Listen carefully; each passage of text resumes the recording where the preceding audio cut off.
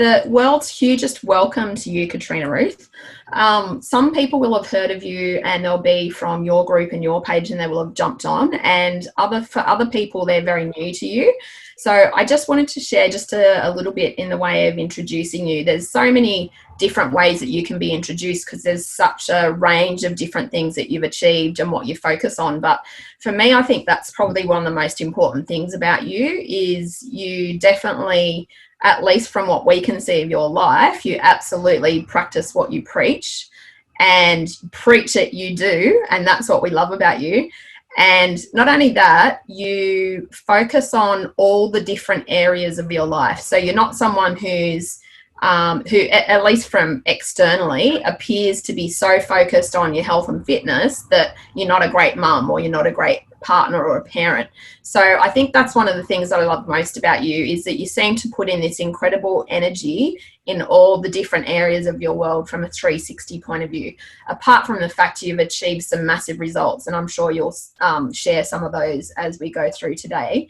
But the three things that stood out to me in regards to the intro that you sent through to us was, and I think these are three of your key themes in many ways: you can have it all, do what it takes and keep going, and screw the system. And I think all of those things are important for different reasons, particularly at this point in time and this point in history. But enough about all of that. It's all about you now. So I'm handing over to you. So go for it, lovely. All right. Well, thank you for that intro. I love that you pulled those things out. And yeah, I really appreciate you having me here and asking me to be part of it. I love what you're doing, and I love how you show up as well. Obviously, I got a chance to get to know you when we worked together last year. So yeah, it's super cool to be here and just see what comes through today. And I guess I want to speak for a moment to this concept of having it all, because I feel like it's something that gets misunderstood sometimes. So I've said, or I've thought for years, I think the whole time, ever since I can remember, since I was a little girl, that I can have it all, or that I can have whatever I want or whatever I choose. And it's certainly a term that is commonly used in business, and that I'm somebody who definitely uses quite frequently. But I think oftentimes when people hear that, something inside of them feels maybe like even some little bit of trauma comes up, or a trigger or something. And there often seems to be a mindset that, well, having it all means like giving up things that are of value to you, or that it comes at a cost, essentially. And in particular, I think it's not uncommon for women entrepreneurs in particular, and I'm sure this is true with men also, but I don't know if it's obvious. I work predominantly with women. I market to women. I do have men in my audience and in my programs, but it's mainly women, and obviously I am a woman. And what I've noticed within the female entrepreneur world is that a lot of times people assume that somebody who talks about having it all, or somebody who actively is noticeably very successful with money or business, that they're doing it at the cost of either could be like their health and fitness, or being the kind of mum they want to be, or being a good partner, as you said, or whatever other different kinds of things. And even for me, I've frequently had people mention things to me like, oh, before I got to know you, Kat, I just assumed you're probably not a good mum. And I was like, oh, thanks for telling me that, right? Or I just assumed you're like not really actually a nice person, or something like that. And so I really want to put to rest this idea that having it all means paying a price that is not aligned for you to pay. Now, I don't mean that there's not potentially a price to be paid in order to achieve what you want in business and life.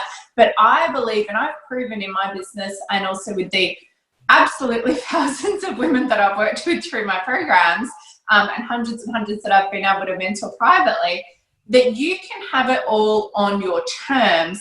And on your terms, to me, and to those who align with my way of thinking, means in accordance with your values. And for me, that's where it all began. You know, I, like a lot of people, I'm sure, who are watching or listening, I always knew I wasn't going to live a normal life. You know, long before I heard the word entrepreneur, or long before the internet was even a thing, there was always that part of me, just, you know, from when I was a little girl, where I felt like there's something about me that's different. I'm different. I'm not like the other kids. I'm not like the other girls. I don't know what it is. And you often feel like there's something wrong with me. but I knew that I'm going to do something different. And I certainly couldn't put it into words at a young age, but from at least the age of 10 or 11, which is when I first started reading my father's personal development books, I had that call and that kind of soul recognition that, oh, this is something for me. There's something here where I'm going to write, or I'm going to speak, I'm going to have something to share with the world. And so kind of like a beacon or a homing kind of signal or something like that that's calling you forward. But what I really wanted, and where my interest kind of always kept going, and as I got older, I'd find myself frequently reading things along these lines and being pulled towards it, is any sort of conversation around purpose, around destiny, around living in accordance with your values, and essentially being who you're really meant to be in the world. And I would just be fascinated, even in my teens and then early 20s, reading things about values and how to figure out what your values were and then how to live in accordance with your values. I think I probably have like literally entire journals that are filled with my own ramblings about my values and what I thought my values might be or what I wanted to choose for them to be.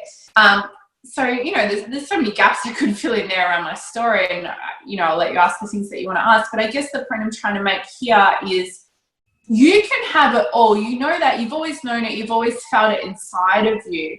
And maybe somewhere along the way, people or somebody or your mind, I guess, has said to you, well, sure, but if you want to be successful in business, then you're not going to have enough time with your kids. Or if you want to be a good mum, then you're going to have to compromise on your health and fitness. Or if you want to be in great shape, then you're not going to have enough time to build a business. And I'm, you know, which I know can like make people sometimes want to throw things at me or roll their eyes or they just don't believe me. But I'm a walking, talking example that you can have it all in all of these different areas when you put what matters first. And so perhaps we'll talk more about that. But for me, that means God, soul, family, that like the deepest core values that far and away supersede anything like material or financial wealth. But yeah, you can have that as well. You can have all the material things, have them, don't have them, it doesn't really matter. None of us are ultimately driven by that stuff anyway, but we can choose it. However, in order to have it all, yes, as you referenced from my bio, you do need to be willing to do what it takes, no matter what it takes, until it takes, and then keep going. And in my mind, doing what it takes is not about working all night on the computer or, you know, yeah, giving up one part of your life for another or something like that. Of course, there's going to be times when things are out of whack, and that's normal, that's human. But really doing what it takes to me means getting so connected with that deepest, truest part of you, getting so connected, for me, I would say with God. For those watching or listening, you might say with soul, I would say soul a lot as well, with higher self, with ultimate truth, whatever. But getting so deeply connected with that you just have this impossible to ignore inner guidance, knowledge, intuition, that blueprint that's coming from your soul that directs you on how to take action, and you create your results from that place. And I believe so deeply in this that it's not, oh, you can somehow figure out how to have it all and like balance it or something if you have some sort of hyper schedule. I definitely don't do that, the opposite in fact. It's more that all things do rise together, and that's how it's meant to be. So when you make it non-negotiable that you will live at your aligned standard, whatever that might be, in the different areas of your life that you value, that matter to you, then actually it all works together. So for example, me ignoring my business one day to, you know, just spend the whole day playing or being silly with the kids, my belief system is that actually elevates my business. Or on the times when I do say to the kids, particularly with, you know, lockdown life and all, hey, mummy's going to be in her office now for 2 hours. Here's some suggestions on what you can do. Go do it, like figure it out. Oh, I don't want to do that. I want you to play with it. Well, right now I'm doing this for 2 hours, and then at 11 a.m. we're going to do this project together or whatever. And my belief is, oh no, I'm not going to feel mummy guilt about that. So it kind of goes both ways. I'm choosing and knowing that this, you know, few hours that I spend on my business is that contributing to me being a better parent. Me being the parent I want to be in all its messy madness helps me to be the kind of woman I want to be, and so on and so forth. I'm just rambling all over the place. So do you mind if I just ask you a question on that? Because I think, no, go ahead. I think it's really easy for people to say in theory that they rely on God or soul or the universe or whatever. But what I see a lot is there's a big difference in many people's lives between theory and practice. And that's another thing I like about you. Your practice seems to very much align with your theory, like what you're espousing. Do you want to talk to that for a minute? Yeah, for sure. And thank you for bringing that up. It's kind of like the most fundamental philosophy that I guess I live by. And I guess to explain or answer that, I do want to take you through a little bit of my story to do with business. Yep, great. It's very relevant to that. So, yeah, as I said, I grew up always feeling like there's something different about me. I'm going to do something different. I don't know what it is. But at the same time, I was on a pretty conventional path in which I wanted to be a lawyer. And that was kind of the plan for me and in my family. So much so that when I was 16, we lived in Germany until I was 16. And so we moved from Germany. We lived there for my father's work. I'm not German. But we moved from Germany back to Australia purely so that I, as the oldest child, could finish high school in Australia and do year 11 and 12 in Australia so that I would, be able to go into university here and study law. So kind of the whole family was revolving around me in that regard. But I guess my parents were happy to move back anyway. So I got the grades and all, and I got into university, and literally within like a week, I was just, I'm not going to do this. Like that part of me just kicked in, and it had already been kicking in anyway for a few years, like the rebel part of me. I'd grown up being the good girl. I was like the ultimate church good girl, top of the class academically and everything, always picked last for sports. Like I was like the most uncool girl in the school and the most, academically intelligent and the school square or whatever. So I was always the one who was most likely to succeed at a conventional career. That's what all my reports always said. When I got to university and within like a week, I had that part of me come out, which I think all entrepreneurs can relate to, where when something's just not for you on a soul level, you just get to a point where it doesn't matter what the potential reward is supposed to be. There's something in you that just can't do it. You just can't. You can't even explain it. It's like, I know this, I just can't. I physically cannot. And so very quickly, I just thought, I'm not going to do this. And I look back now and I think, I think it was because in school, I was getting validation all the time from teachers. Like, oh, you're such a great student, blah, blah, blah, top of the class and so on. Whereas in university, there's so many people there, you're kind of lost in the crowd. You don't stand out. You're not special. Nobody knows who you are. And they also don't really notice whether or not you're going. And so I can look back and I go, wow, I think a lot of my drive to be the best at school was because of validation, essentially, and recognition. And once that was gone, it was like, I actually have zero motivation to go to class or to do this thing. And so I'm just going to stop. So I stopped, but of course I didn't want to tell my parents because, like I said, my whole kind of life pathway had been about that, or that's how I saw it anyway, and family had moved and all. So I continued to go to university, to the campus, but what I did was I talked to the health food store on the campus of Monash University in Melbourne, and I convinced them to let me give facials out the back of the health food store for the students, which I was completely unqualified to do. But I brought in my Gel-X skincare from home, and I bought a bunch of face washes from, I think, Big W or Kmart, and I would charge $50 like stress relief for facials. So I had a little hustle going on. I did that for a few months until I was brave enough to tell my parents that I wasn't going to study anymore. And then I took off to Europe, back to Germany, and, just kind of did that for a bit. And when I came back, I gained a little bit of weight. So this was like 20 years ago. I'm 40 now. I was 20 at the time. And it was right at the tipping point of where personal training was starting to become a thing in mainstream gyms. Before that, it was like this, for celebrities. And so I got into the gym, just wanted to drop the weight that I'd gained in Europe, and I started to kind of obsessively go to the gym and meet trainers and that sort of thing, and pretty much accidentally became a personal trainer. I fell in love with fitness, and I became a personal trainer because I didn't really know what else to do with my life, but I knew that I could make good money doing that, and I was into fitness. And I'd always been selling things. Since I was a little kid, I was always selling things door to door or making little clubs and charging people and that sort of thing. So yeah, I did really well in personal training, and I worked my way up within management in Australia's largest health club chain, Fitness First, and I was very successful in my own business as a trainer, as well as have a bunch of trainers working for me and doing things for Fitness First and so on. And then in 2006, I started a blog. So that's when my online journey began. I didn't come online to try and make money on the internet. I hadn't heard of that. The internet marketing industry, as it is now, was certainly not a thing back then. I never heard of anyone having an online business, but I had heard of blogs, and it was kind of like a new thing. And so I thought it will help my personal training business. It will help me to, appear more well-rounded, and, maybe I'll get some corporate gigs and that sort of thing. And that's what happened. It helped my personal training business. But the other thing that happened is I fell back in love with writing, which had been my other love growing up. And sometimes I thought if I wouldn't be a lawyer, I'll be a journalist. So I started to write and to blog more and more. And then a few years after that, I launched my first information product, which was an ebook. It took me 26 months to write and to launch. And so that was my first foray into making money on the internet. And, it came from being a blogger, as I said, not from trying to be an internet marketer. And after that, and I'm really going to fast track this story, otherwise, me, I'll talk all day.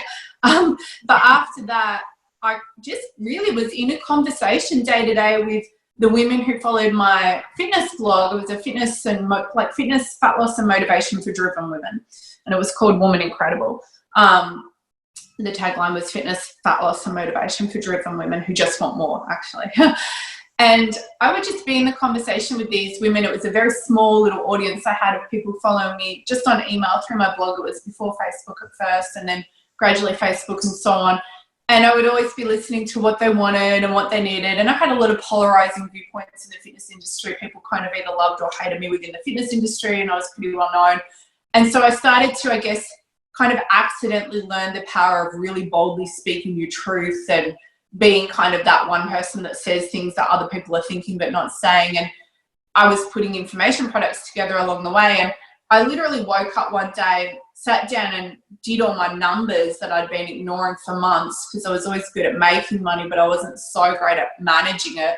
And I realized that I was making consistently $30,000 to $35,000 a month. And I literally had no idea, which makes me sound a little bit like a moron, but that's how it was. My head was so in the clouds.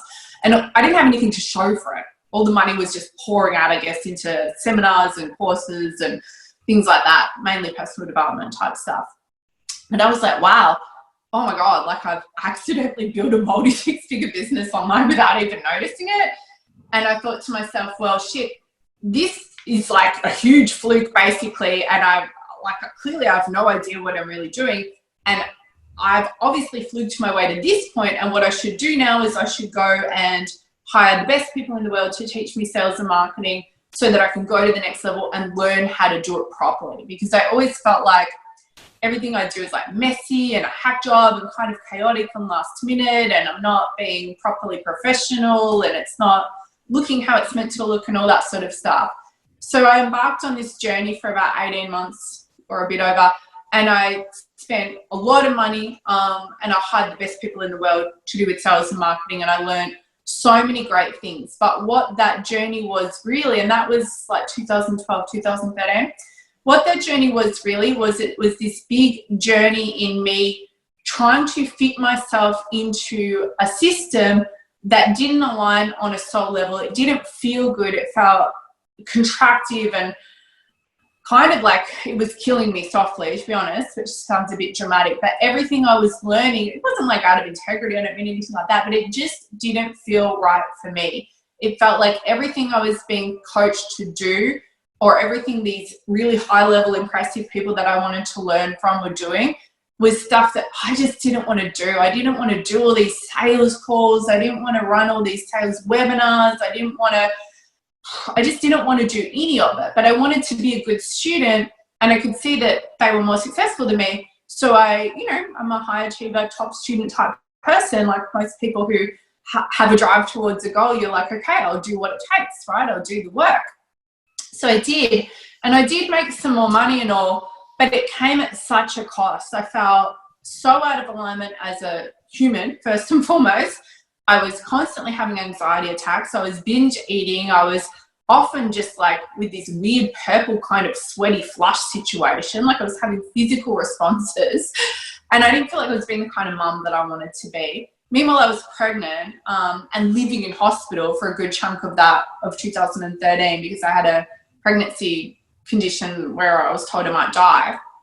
It was very serious and very scary. So I was living in hospital, but yet doing sales calls the whole time. And so it was this kind of bizarre time. And at the end of that time, after the baby came along, my son, and none of the scary bad stuff happened. That was a whole manifestation miracle. That's another story. And so he came along, he was fine. I didn't die, obviously. This huge weight was lifted. And I just so clearly saw I'm just not willing to take one more step if it doesn't feel right. And I just don't believe I have to. And the whole way through, I'd had mentors literally saying to me when I would share what I want to do and how I really just want to like write and speak from the soul and sell stuff about purpose and alignment and blah, blah, blah, and do it this way that I do it now, people would literally say, you're wrong. Oh, that's cute. No, that won't work. You can't do that. That won't work. So that was, they were saying it from love, but that's what they were saying. And I just got to this line in the sand moment after Nathan came along and all the scary weight of that pregnancy lifted and all the ways that I'd been essentially selling and marketing against soul to try and reach the next level of business. And it was just this moment of clarity. And I said to my husband at the time, if this is the road to $1 million business, I don't want it. I'm going to walk away from all of it. And I'm going to spend 3 months where I just write and say what I want, what I'm guided to do from within. And if people don't like it, I don't give a fuck. I was very aggressive about it in the moment. I was angry at myself, I guess. And so I made a commitment. And I did. I followed through. I shut down a business that was nearly making $1 million per year at the time. I completely shut down all income streams. And I went all in, just pouring out my crazy rants and ramblings on the internet of what I really wanted to write with a lot of aggression, I think. I think I'm known for a little aggression now anyway, but it was extreme back then, or at least it felt that way, because I had it all pent up. But that moment where I stood there in the nursery after the baby came along and I said to my husband, if this is the road to $1 million, I don't want it. Like I'm going to take 3 months. I'm going to do exactly what I want to do, exactly how I want to do it. They all said I can't make money that way. I think they're wrong. I don't think that they know what is the best way for me to make money. They definitely know some amazing stuff, but do they know the best way for me? No, nobody knows the best way for you except for you. And I said, if it doesn't work, I'll just go back to being a personal trainer because I know how to make money doing that, right? So I really meant it. And I dedicated, like, it sounds a bit dramatic, I guess, but in that moment, I dedicated my life to my writing. I thought, we'll test it for 3 months, whether or not I can make money doing the way I want to do it. If it doesn't work, I'll make money being a personal trainer again. But what I will do regardless is I'll keep writing and I'll keep sharing my soul message. And I said, I'll do it for the rest of my life till the day I die, even if I don't make another cent, because I knew that that's my purpose. So that's so important, I think, for people to understand. I believe you have to be willing to do what you're meant to do for the rest of your life, whether or not you ever get paid for it. And then if you can't make that commitment, then I don't know, like I can't help you. There's other mentors that can teach you maybe a different way of doing business, but I don't believe that it will work. I just don't. Or you would only make money at a massive cost to other areas of your life. And that's what I've seen with many entrepreneurs around the world. It's common, obviously. So for me, I had to surrender in that way. I had to surrender the need to make money and the attachment of how do I make money or how do I go to the next level. And it was actually a breakthrough moment. And within a few months from that period, within 6 months from that day, I had a $50,000 month. Within 8 months, I had my first $80,000 month. 10 months after that day, I had a $100,000 month. This is all received, not sales. 9 months after the 100K month, I had a 200K month, and now my business consistently makes 300 to 450K a month and has done for years. And it all really came, well, in my mind, it came in big part from that moment where I drew that line in the sand and said, from this day forward, my filter or my way that I make decisions is, what does my soul say? Which sounds like such a kind of a nothing statement sometimes, like, oh, I follow my soul. Like, as you said, everybody talks about this sort of stuff. I follow God or I follow my soul. Like, it's an easy throwaway statement. Well, what does it really mean? To me, it means that I don't make a single decision in my business, in my personal life, as a parent, in any area of how I do life or business, without fully, as best as I can, knowing and feeling in that moment that it's coming from essentially God and soul alignment and desire. And to me, that makes it easy. It's not always without confrontation or fear or whatever. In fact, oftentimes it will feel terrifying, but I just have a rule around it. It's like a personal policy. It's like a company policy for my life, where when I know what the soul or God aligned move to make is, then the rule is that's what I have to do, no matter how scary or confronting or whatever it might feel.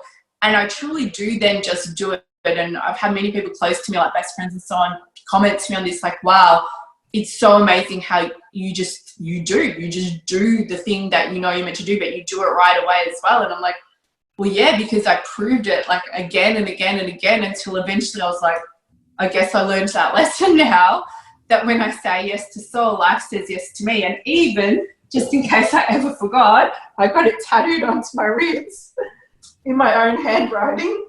And it says, when I say yes to soul, life says yes to me, because I feel like it's one of the most powerful lessons I've ever had in life. And so, yeah, anytime I feel unsure of what move to make, then I pause. I'll be like, no action taken. Will not take an action until I feel like I know what the soul or God aligned move to make is. And I'll literally just sit there, whether it takes a moment or days, and be like, no, not making a move until I know what the move is from that place. And then once I know, it's like, all right, maybe I feel scared, like, I'm going to feel embarrassed or self-conscious or stupid, or I'm doing something crazy or whatever. And it's literally like, well, I'm sorry, this is the company policy. We say yes to soul here. Like, you signed up for this. You signed the contract that you agree to the company policies. And I just kind of make it funny on purpose. So that's about Can I ask you a question about in regards to how do you know that it's soul and intuition speaking to you? Because I think there's a lot of confusion for people between what are the ideas that pop into their own heads and that are construed by themselves versus a message you're getting or a knowing that you're getting. Like, how do you know that it's the knowing? Yeah, that's such a great question, because often people feel worried, like they want to follow intuition or soul or that inner guidance, and they're not sure. So there's actually a really simple way that you can know for certain whether it's, in fact, this is from the Bible, but like I didn't even know it was in the Bible. I was already sort of saying this in my own different way, and then I realized it's in the Bible. But whether or not you want to put God into the conversation, or are you thinking about like intuition and soul, it's the same way to know.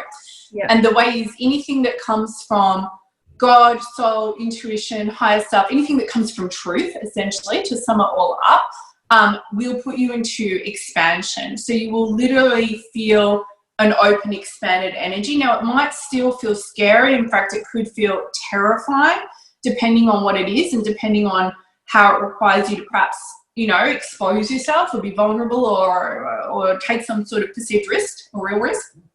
But it will uplift you. It will lighten your spirit. So it might be like, oh gosh, I don't do that. Oh my God. But when you feel into kind of beyond that, which is how I would do it, I would get out of the moment and out of like, oh, what I feel right now, and go into some later point in time, like even looking back from this evening or looking back from the end of the year or whatever, and kind of go, looking back, does this feel like something that elevates and lightens and expands me?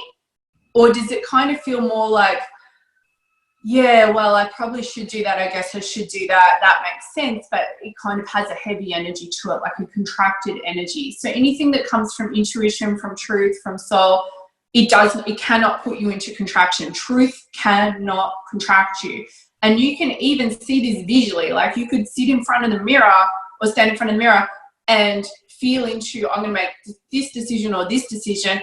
Well, this one maybe feels like that's the thing I should do that everyone said I should do, that, is kind of like the right way or whatever. But there's a heaviness. There's kind of a like, okay. And your body will usually respond physically to that. Obviously, if you start overthinking it, you'll probably just hold yourself a certain way. But you'll feel like a heaviness, a contraction, or any sort of, kind of obligation type energy. Whereas the thing that's aligned will always expand and lift and lighten you. Now, you still have to have, so that's like a simple little test. Does this expand me or does this contract me? But you do still have to have discernment, right? Because really, well, what is soul anyway? I mean, I'm not going to go into a philosophical conversation about what soul is, but essentially it's some kind of mix of your own will, your own heart, and also probably like a bunch of preconditioned ideas that have come in throughout your lifetime and even generationally before that through your parents and so on. So can you even trust your own soul? Well, the way to know that you can fully trust your own soul, your own inner guidance, and that it's coming from the right place is, I believe, to simply have a practice around it and to make that your highest priority. Like the foundation of your life really should be connectedness to truth. Because before you go and do things as a business person or as a, man or as a woman or as a parent or a partner or whatever, are you setting your internal compass? Where are you getting your guidance from? Or are you going straight into reactivity, dizziness, responding to everybody else, or simply responding to your own kind of fear mind? So if you have a little daily practice, which can be as simple as a few minutes of stillness, breathing, reading something that uplifts you, maybe some journaling, whatever, right? You don't have to have some full-on fancy practice. It can just be a few minutes, but it gives you that connectedness. So it's kind of like, for example, I believe in intuitive eating rather than following a diet, and I believe everybody knows what is right for their body. But if a person never ever takes time to kind of like experiment with that or tune in on it, then, well, no, they're not going to know. Their inner guidance will probably say to eat Doritos all day long. So then there needs to be some kind of practice around it. And it's exactly the same with life. There just needs to be a very simple little practice of connectedness to God, to soul, to stillness, to that still small voice inside of you. And when you practice listening to that, it will get louder and you will become more certain to be able to back yourself to know that what you're hearing is right. Mm.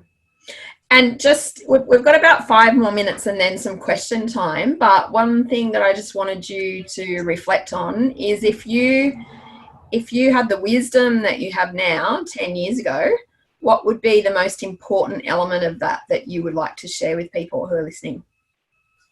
Yeah, for sure.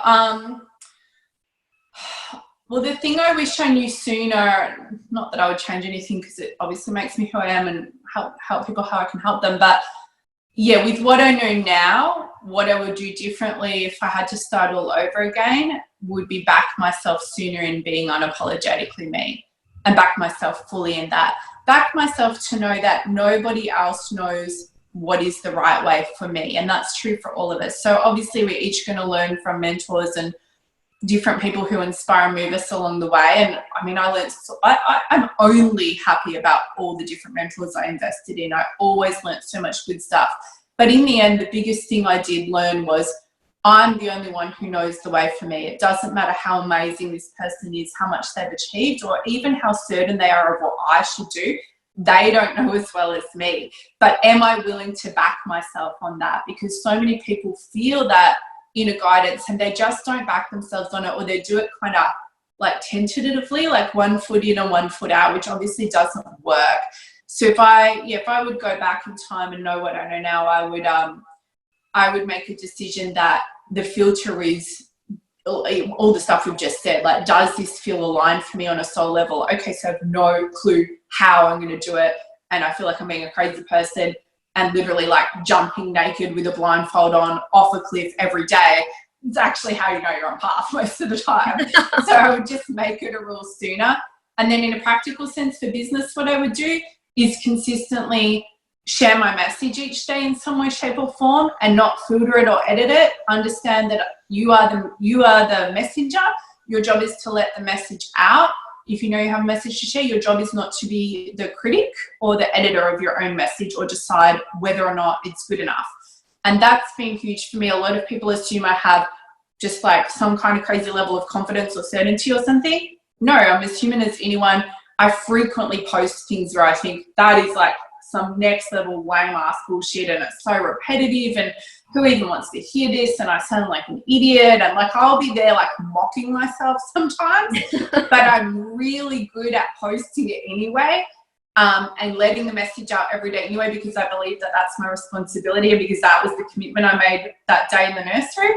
And then I also sell every day unapologetically, and I just don't make it about me or my own feelings whether or not I sell. I sell because I know my work helps people, and I believe it's a responsibility to sell.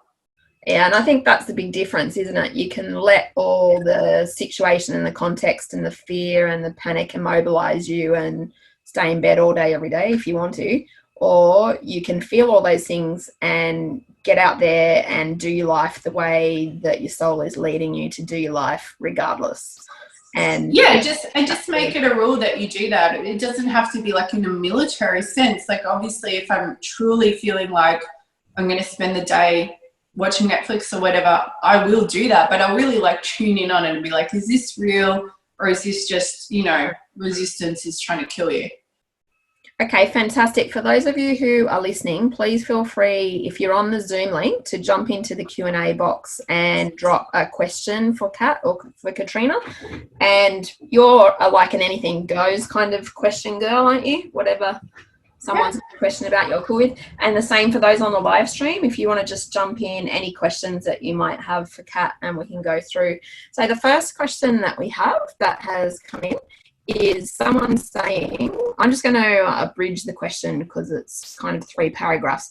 They're saying that they've always been a generalist and they want to know, as a generalist, how to market themselves in a world that's more focused on specialists. Okay, I love this question. So a few years ago, I wrote a blog where I was very happy with myself. I thought I was being very funny. And I wrote something along the lines of, like, I can't remember what my tongue-in-cheek title was, something to do with being multi-passionate and having, you know, all these different areas of interest rather than having a niche or a specificity. And I said something like, oh, well, somebody better let Richard Branson know that it's not okay to have your fingers in lots of different pies and have all these different interests rather than just choosing one, because the dude's all over the place. Look at him. He's here, he's there, he's everywhere. Clearly he needs someone to coach him on being a specialist or he's never going to be successful.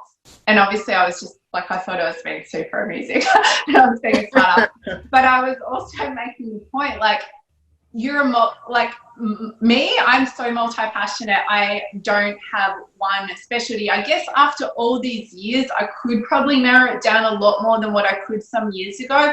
But one of the greatest myths that stops amazing messengers and leaders and healers and revolutionaries from getting their message out is the myth that you have to have a niche, or the myth that you need to be clear about exactly what it is you do. I've been marketing for 15 years online now, and I've made over $15 million online, and I still don't have a 30-second elevator pitch. And even years ago when I used to do courses where it would tell me to do one, I'd get like halfway through and I just kind of couldn't do it, and then I felt bad. So I fully get it. And what you have to understand is you are the niche. The specialist thing that you do that nobody else can do in the world is be you. You are the only person qualified for this job. Nobody else can take this job. But also if you don't do it, then you won't take the job and you won't step up. And for so many amazing called leaders and messengers and those who truly, and this sounds extreme, but I know you get it, truly there are so many of us who really just our presence and our energy shifts people because of everything we've fed into our own lives. If you don't claim that you are the niche and that you get to be here, there and everywhere and have lots of different interests or lots of random things you talk about, and maybe half the time you feel like what you're saying really like makes no sense and is not relevant to anything. If you don't claim that that's okay, you'll never actually do the work that you're meant to do in the world, and you'll never step fully into the power of being the specialist at being you. And a good way to think about it is, imagine if in a relationship, like imagine if in dating, you were worried about how do I present myself to my future dating prospects as being like, you know, let's say really good at being feminine, because that's a huge thing in the relationship coaching where like women are not feminine enough and you have to embody feminine. Right. Okay, get it. I've definitely spent a lot of years embodying the masculine, probably too much. But anyhow, imagine if someone was like so focused on, am I good at being feminine? Am I good at being feminine? There would be so much of who they are that just wouldn't be shown, and people fall in love with you as an entire whole person, like whether it's your partner or your lover or your friends or your soulmate clients who are already close to you, your future clients and community, they need to see all of you, like the good, the mad, the messy, the random, the mayhem. It's also not up to you to decide what is relevant or not relevant to your audience. If you're filtering your message and going, oh, I got to keep it on like this one theme, you have no idea. Like, honestly, some of the most random stuff I've posted or mentioned, or that's happened on a live stream, like my kids dangling off my head or whatever, but just truly some random throwaway stuff that I've posted where I just was like being silly or being human or whatever. And then people will be like, oh, you posted that thing about what, and it really resonated with me because of this, and it had nothing to do with business. And then they come in. So claim that the niche is you, plant the flag of being fully you, and, you know, show up as though you're already that person who your soulmate audience is waking up in the morning and they've got you on see first, and they're like, I can't wait to see whether such and such has posted something new. And if you're already that person, you would know that people literally want to hear whatever it is you have to say about anything. Awesome. So tell us, especially for the new people that might not have known of your existence until today, tell us the best way to find you, to connect with you. We'll obviously put your links there as well, but what's your preferred way of people connecting in with you? So I'm pretty easy to find on social media. My preferred platforms are Facebook and Instagram. And my door's open. You can send me a message and connect. I'll reply to you personally. Might not be right away, obviously, but yeah, I have a pretty kind of open connection and conversation with most people online, or those who want to talk to me, I guess, considering there's like hundreds of thousands that follow me, so they definitely don't want to talk to me. But I do love to keep it personal, so reach out and connect. And you can also go to my website, which is thekatrinaruthshow.com. It's a bit of a shit show, to be honest, but if you look hard, you'll find where you can opt in for my free 4-part video series, which is called Everything You Know About Success is Wrong, which is quite a roller coaster of an indoctrination into my teachings, and you'll either love it or you'll be like, good Lord, what did I get myself into? Let me out of here. So that's my free gift. But yeah, I mean, I'm kind of on the usual places. I have a YouTube thing and I have a podcast, and yeah, come say hi somewhere. Awesome. Fantastic. Anything you want to wrap up with? I think I would love to leave everyone with a statement that I remind myself of often, which is, you already know the answer. Everything you need is already inside of you. What you feel inside of you is real. You just have to decide whether or not you're going to follow it. That just gave me goosies everywhere. So I know that that's soul delivered, soul received. Thank you. Namaste. Thank you so much. Thank you so much again for having me and for letting me just rant off as I'm doing. I think it's the best way. Honestly, I think that's where you get the best juicy nuggets without lots of interruptions. So thanks so much for your time and energy and wisdom. We massively appreciate it. And there might be some other speakers in the summit that you might be keen to hear too. So jump in and check them out. Cool. All right. Thanks, everybody. Thanks. See ya. Bye, Michelle. Bye.